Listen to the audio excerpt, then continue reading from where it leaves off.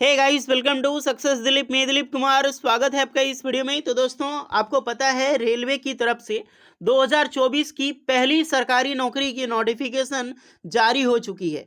2 जनवरी 2024 को एक नोटिफिकेशन आती है। काफ़ी सारे कैंडिडेट बोल रहे थे ये सिर्फ आश्वासन है, एक्नॉलेजमेंट है, अभी तक कोई भी ऑफिशियल वेबसाइट पे पब्लिश नहीं किया गया है। तो सब कुछ मैं प्रूफ वाइज बताऊंगा कि कैसे ऑफिशियल वेबसाइट से आप खुद भी ये नोटिफिकेशन को डाउनलोड कर सकते हैं। दूसरी बात यहाँ पे ये है, जो आगामी आरआरबी एलपी टेक्नीशियन और जूनियर इंजीनियर की भर्तियां आने वाली है, उसमें बहुत ज़्यादा दिक्कतों का सामना करने को मिलेगा। जी हाँ दोस्तों, जितनी भी आईटीआई स्टूडेंट हैं, जेई में कुछ ज़्यादा दिक्कत नहीं होगी, कुछ भी दिक्कत नहीं होगा जेई में। जो भी परेशानी होगी एलपी टेक्नीशियन या फिर ग्रुप डी, सबसे बड़ा कंट्रोवर्सी होने वाला है ग्रुप डी। अगर आप एज के रिगार्डिंग, यानी कि एज, जो एज लिमिट है उससे रिलेटेड बहुत ज़्यादा कंट्रोवर्सी होगा, क्योंकि आरपीएफ में जो अभी लेटेस्ट रिक्रूटमेंट आई है नोटिफिकेशन, उसमें मात्र एज 18 से 25 साल रखी गई है, जबकि एज को एक्सटेंड होनी चाहिए। इसके लिए ट्विटर कैंपेनिंग किया जा रहा है। तो जितने भी कैंडिडेट हैं, चाहे आप आईटीआई पास आउट हो, डिप्लोमा है, कि लोको पायलट में भी इस तरह का आपको रिस्ट्रिक्शंस देखने को मिलेगा। भर्तियां कम ज़्यादा हो सकती है। एज के रिगार्डिंग काफ़ी ज़्यादा फिलेशन कंट्रोवर्सी होगा। या फिर CCSS, यानी कि जो अप्रेंटिसशिप कर चुका है, उन सभी कैंडिडेट के लिए बहुत बड़ी परेशानी बढ़ाने वाली है रेलवे। इसके लिए जितने भी आईटीआई स्टूडेंट हैं, तैयार हो जाइए। क्या क्या परेशानी का सामना करना होगा, क्या चीज़ आपको करना चाहिए, सब कुछ डिटेल में बात करते हैं। स्टार्ट करते हैं वीडियोस को। आगे बढ़ने से पहले, अगर आप लोको पायलट टेक्नीशियन और जूनियर इंजीनियर की प्रिपरेशन कर रहे हैं, तो अपना ड्रीम जॉब जरूर बताएं कमेंट में। साथ में इसी तरह रेलवे की जॉब्स के अपडेट के लिए चैनल को सब्सक्राइब कर लें, वीडियोज़ को लाइक ज़रूर कर दें। गाइस, अगर आप आरपीएफ एसआई कांस्टेबल की प्रिपरेशन कर रहे हैं, तो आज बेस्ट बुक के बारे में बताने वाला हूं, जो है चक्षु प्रकाशन की।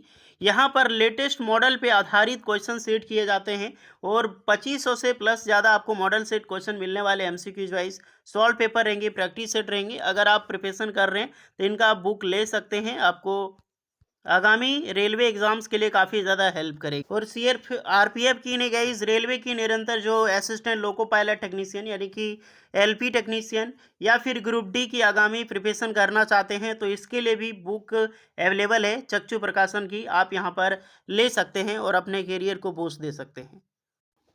क्या इसमें सबसे पहले वो नोटिफिकेशन दिखा देता हूं कि जो आरपीएफ एसआई की जो वैकेंसी निकाली गई थी, आपने बहुत जगह देखा होगा, लेकिन ऑफिशियल वेबसाइट पे मिलेगी कहाँ, ये कहाँ देखा होगा। देखिए गाइस, ये ऑफिशियल वेबसाइट है इंडियन रेलवे का, मिनिस्ट्री ऑफ रेलवे, आप देख सकते हैं, भारतीय रेल जीवन रेखा इंडियन रेलवे टोटली।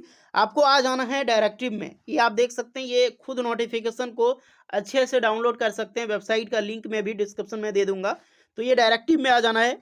डायरेक्टिव में जितने भी डायरेक्टिव पास किए जाते हैं मिनिस्ट्री ऑफ रेलवे द्वारा, जो ऑर्डर दिए जाते हैं, यानी कि ऑल जनरल रेलवेज को, यहाँ पर अपलोड की जाती है।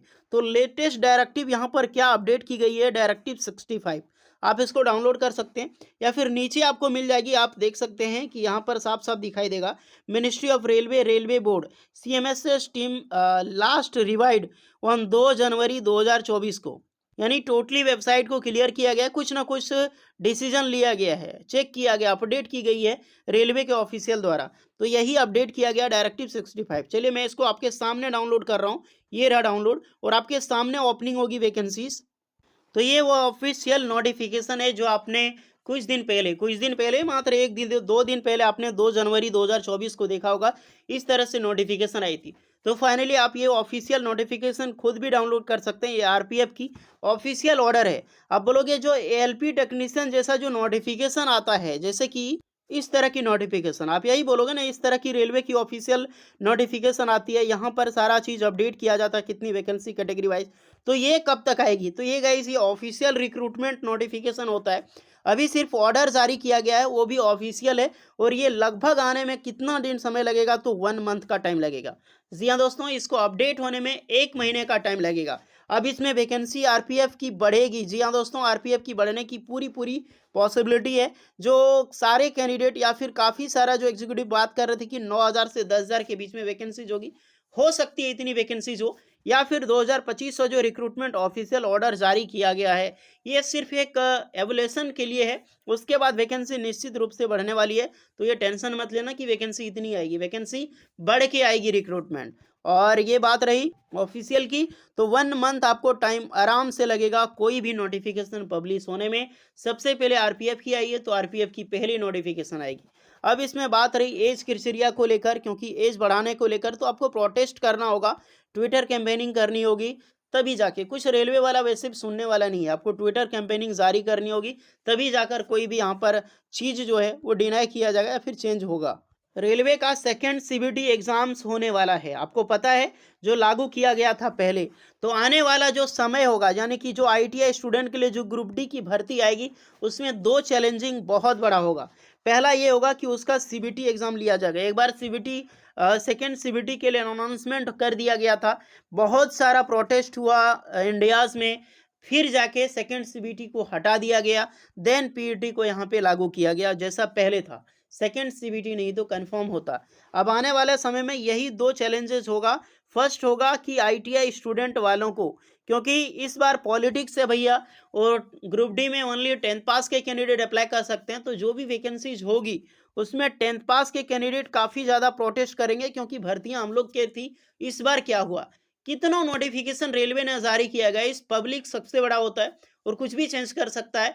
इसीलिए आप भी अगेंस्ट खड़ा होना पड़ेगा, आपको भी प्रोटेस्ट करनी पड़ेगी, क्योंकि जब भी प्रोटेस्ट 10th पास वालों ने किया, आईटीआई हमेशा चुप बैठ के रहा है, घर में दुबक के रहा है, जिसके कारण अप्रेंटिसशिप वालों को इतना परेशानियां झेलना पड़ता है। अगर अप्रेंटिसशिप आजकल कहीं देख जाए नोटिफिकेशन ना, तो लगता है यार दुश्मन आ गया है, इतना ज़्यादा जो अट्रैक्टिव, यानी कि नफरत पैदा हो गई अप्रेंटिसशिप नोटिफिकेशन। ऐसा इसलिए क्योंकि आप जब प्रोटेस्ट होते हैं तो उसमें जी तोड़ के मेहनत करो, जाओ और भाग लो, क्योंकि कहीं ना कहीं आपके लिए बेनिफिट्स होगा। अगर ऐसा नहीं करोगे तो आने वाला जो ग्रुप डी का एग्जाम होगा, वैकेंसी होगा, वो भी आपसे छीन लिया जाएगा और 10th पास वालों को दे दिया जाएगा। क्योंकि भैया पॉलिटिक्स है, 2024 में इलेक्शन है और कैंडिडेट जनता को नाखुश नहीं किया जा सकता। ये चीज़ हमेशा याद रखना, इसलिए हमेशा प्रोटेस्ट के लिए रेडी रहना। एज के लिए भी प्रोटेस्ट करना होगा, ट्विटर कैंपेनिंग करनी होगी। प्रोटेस्ट फिजिकल नहीं, ट्विटर कैंपेनिंग करनी होगी बस, उसके लिए एज आराम से हो जाएगा। लेकिन आईटीआई स्टूडेंट का जो या फिर 10th पास वालों का जो कंट्रोवर्सी होगा, ये समय आने पर देखा जाएगा। जैसा भी हो, वो आपको फिजिकल प्रोटेस्ट ही क्यों ना कहो, लेकिन डिसिप्लिन वाइज आपको करना ही होगा गाइस, नहीं तो बहुत ज़्यादा परेशानियां होगी। दूसरी बात सेकंड सीबीटी, क्योंकि सुना जा रहा है कि ग्रुप डी में सेकंड सीबीटी लागू होगा, क्योंकि एक बार कंफर्म हो गई थी ग्रुप डी आने वाली एग्जाम में जो भी होगी सेकंड सीबीटी होगा। तो फर्स्ट सीबीटी जैसा कि एलपी टेक्नीशियन में होता है, सेकंड आपका सीबीटी उसका भी होगा। तीसरा आपका होगा CCAA, जो अप्रेंटिसशिप कर चुके हैं उसके लिए भी प्रोटेस्ट करेंगे। इसमें खुद ये कैंपेनिंग करूंगा, खास करके ट्विटर कैंपेनिंग, कि जो चीज़ असिस्टेंट आपका ग्रुप डी में दिया जाता है, यानी कि 20% का रिजर्वेशन, भैया 20% का रिजर्वेशन हमको नहीं चाहिए, बट एएलपी में हमको 10 मार्क्स का रिलैक्सेशन चाहिए, जितने भी कैंडिडेट अप्रेंटिसशिप कर चुके हैं। हमें मतलब नहीं है 20% का, क्योंकि वैसे भी नहीं मिलेगी। तो जो चीज़ नहीं मिल सकती है वो चीज़ हम गवर्नमेंट में नहीं मांग सकते हैं, बस 10 मार्क का रिलैक्सेशन हम जरूर मांग सकते हैं रेलवे की एएलपी से या फिर टेक्नीशियन से। तो इसके लिए तैयार रहना, आने वाले समय में जब भी वैकेंसीज आएगी तो ये चीज़ मैं खुद ओपन मार्केट में रखूंगा। तो जितने भी कैंडिडेट हैं सपोर्ट करना, क्योंकि आपके लिए ही होगा। अगर आप अप्रेंटिसशिप कर चुके हैं तो कम से कम 10 मार्क्स का रिलैक्सेशन आपको मिलना चाहिए लोको पायलट में, और उतना काफ़ी है, 10 मार्क्स काफ़ी है। अगर सोचा जाए तो मान लीजिए लोको पायलट की कट ऑफ कितनी भी जाती है, मान लो 70 जाती है, 65 to 70 अगर जाती है, तो 10 मार्क्स का रिलैक्सेशन आपको मिल जाएगा। तो सोचो 55 मार्क्स में लोको पायलट बन जाओगे अब। तो होपफुली कहीं ना कहीं अप्रेंटिसशिप का बेनिफिट्स हमें मिलना चाहिए।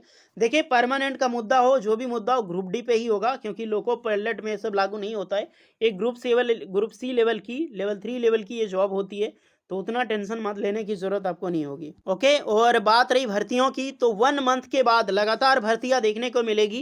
एएलपी टेक्नीशियन की चाहे हो, या फिर ग्रुप डी की हो, या फिर आपका आरपीएफ की अभी आ चुकी भले हो, लेकिन अभी नोटिफिकेशन जारी नहीं होगा। इसके लिए आराम से 1 महीने का टाइम अभी लगेगा ही लगेगा। ओके गाइस, तो होपफुली जो एज को लेकर प्रोटेस्ट होगा, पहली बात उसमें ज़रूर पार्टिसिपेट करना यार, आप सभी कैंडिडेट पार्टिसिपेट करना रेलवे की आगामी भर्तियों या फिर कंट्रोवर्सी पे, लेकिन जो होगा आपके लिए ही रिगार्डिंग होगा।